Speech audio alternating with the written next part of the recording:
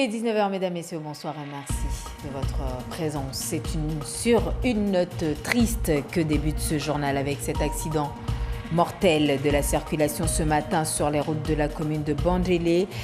2 personnes brutalement fauchées par la vie quand le conducteur et son passager avant ont, eux, eu beaucoup plus de chance puisqu'ils s'en sont sortis.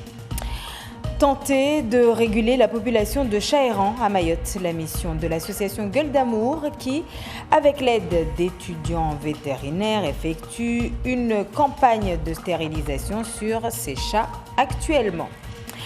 Avant le match, il pensait qu'avec son équipe, il ferait un résultat positif contre les Comores. Eh bien, c'est chose faite pour le capitaine et la sélection mahoraise de football qui effectue une belle entrée en matière au jeu des îles à Maurice en battant donc les Comores sur un score de 2-0. Voilà pour les titres. Bienvenue à tous.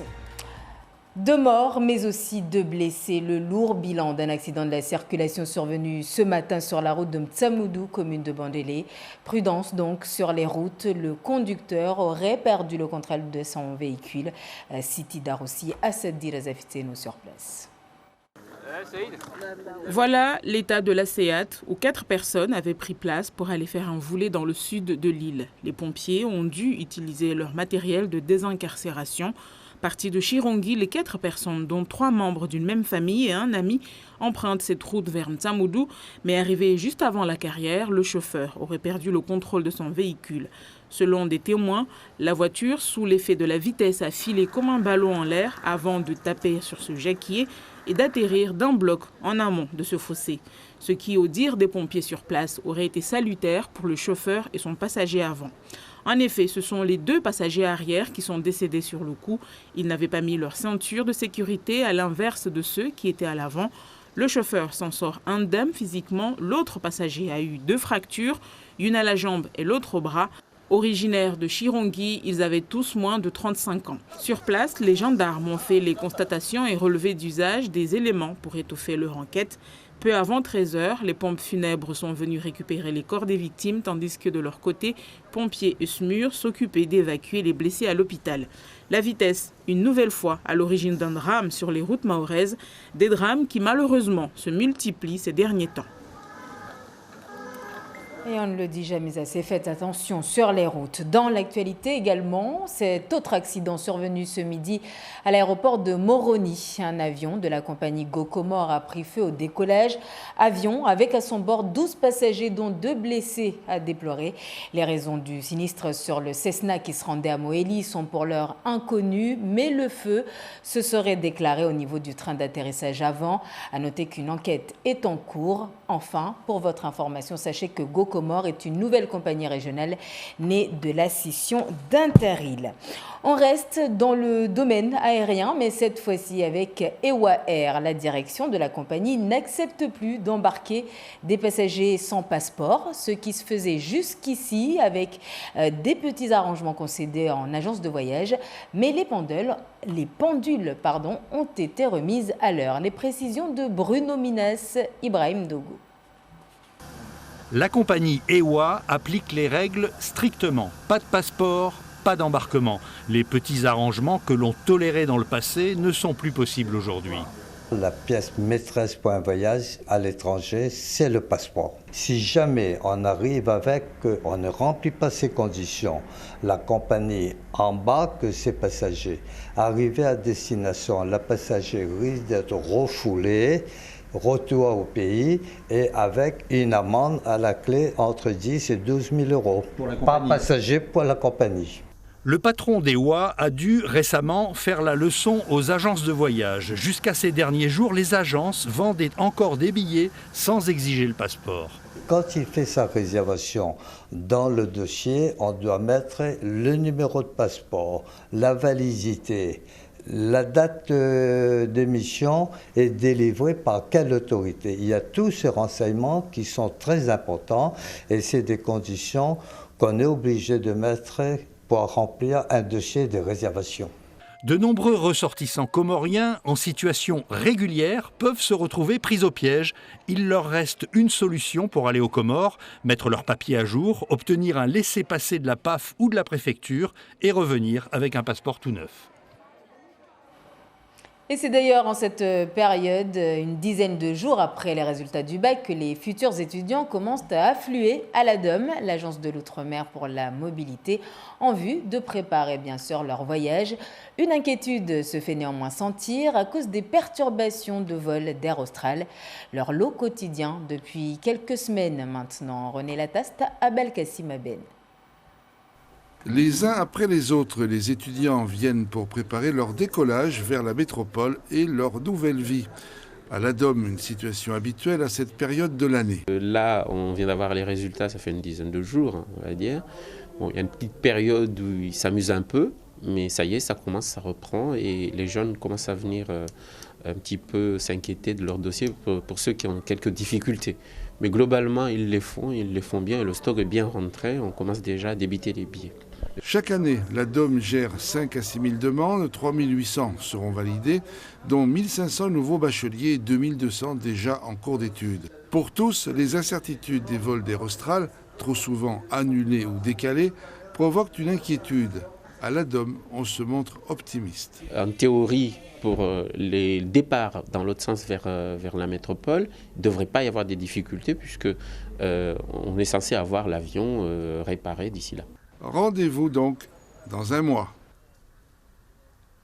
Dans le reste de l'actualité, c'est aujourd'hui que débute à Mayotte la campagne de stérilisation des chats errants. Une campagne menée par l'association Gueule d'Amour en collaboration avec 4 étudiants de l'école vétérinaire de Toulouse débarqués fraîchement dans l'île. René Lataste à Belkacem Aben les ont rencontrés. Nous sommes dans le cabinet vétérinaire de Combagny. Ces chats ont été capturés hier. Ils vont être stérilisés. Ce sont des chats des rues qu'on a capturés pour identifier et stériliser, pour mettre en place un plan de chat libre, de manière à canaliser en fait les naissances à venir. Les chats en fait ne sont pas des animaux sauvages, donc ce sont des animaux domestiques qui doivent rester en tant que tels, puisque les chats arrivent dans la nature à décrocher les nids des oiseaux, donc à tuer beaucoup d'animaux endémiques à Mayotte.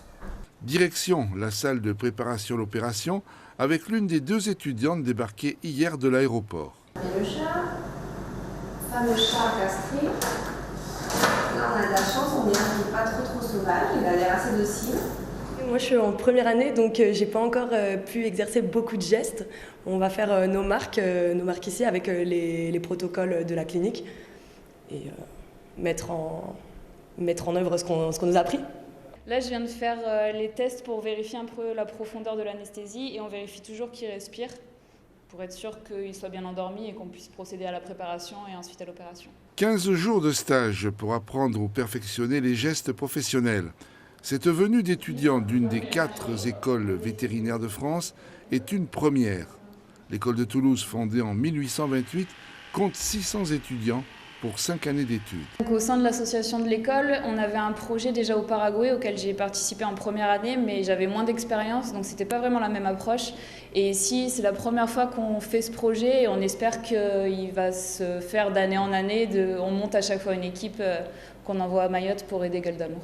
C'est la première fois qu'on a la chance qu'il y ait des futurs vétérinaires, même quasiment vétérinaires, qui viennent en stage ici. C'est vrai que c'est difficile de motiver des étudiants à venir aussi loin.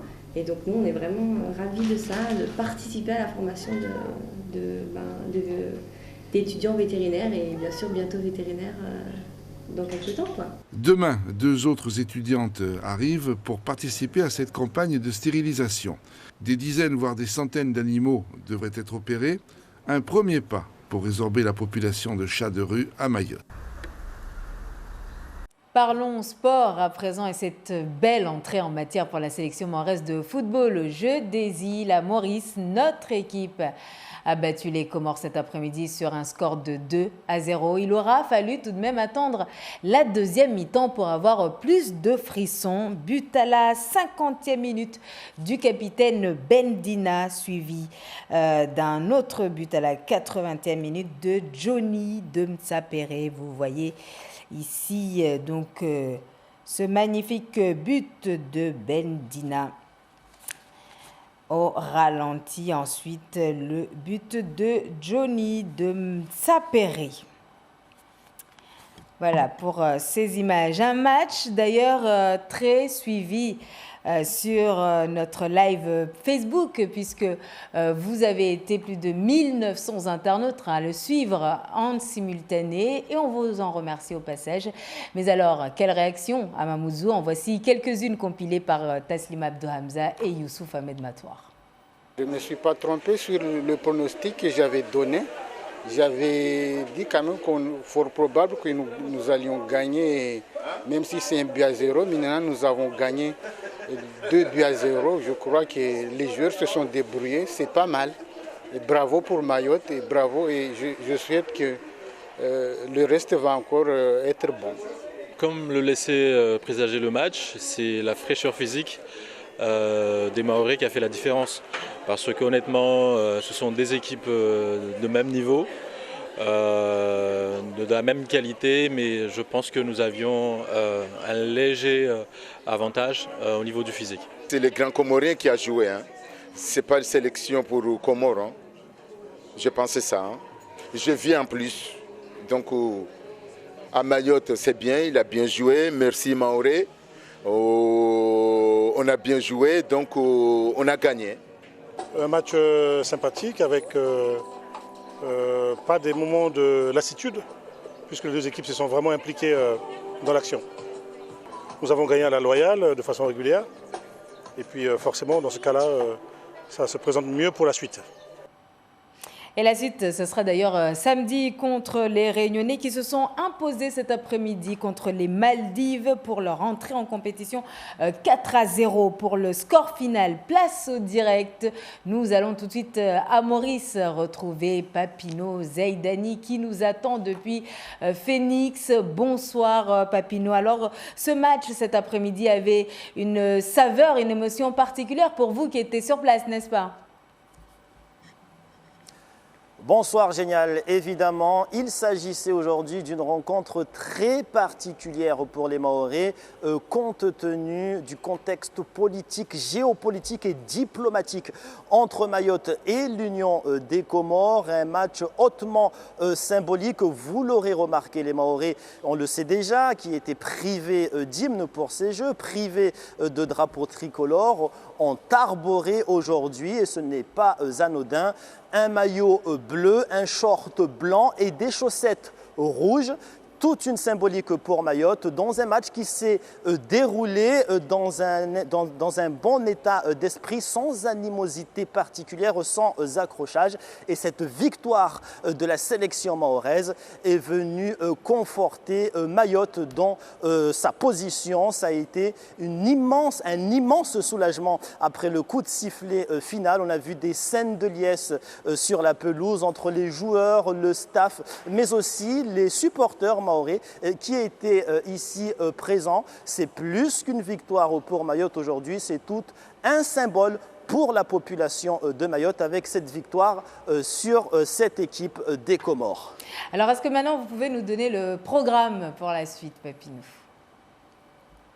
Alors la suite, c'est dès demain, vendredi 19 juillet, avec la cérémonie officielle d'ouverture de ces 10e Jeux des îles de l'océan Indien, une inauguration qui aura lieu au stade Anjalaï de Bellevue à partir de 17h. Et comme à l'accoutumée, comme chaque cérémonie d'ouverture de compétition, toutes les délégations sportives vont défiler tout autour de ce stade, les 7 délégations participant participeront donc et seront présentes à travers cette inauguration. Seront présents également en tribune les élus, les officiels, mais aussi les nombreux invités qui viendront prendre part à cette cérémonie. Donc ce sera demain à partir de 17h, une cérémonie que vous pourrez suivre comme on l'a annoncé sur 3 médias, en télé, en radio, mais également sur Internet, sur La Première. Génial.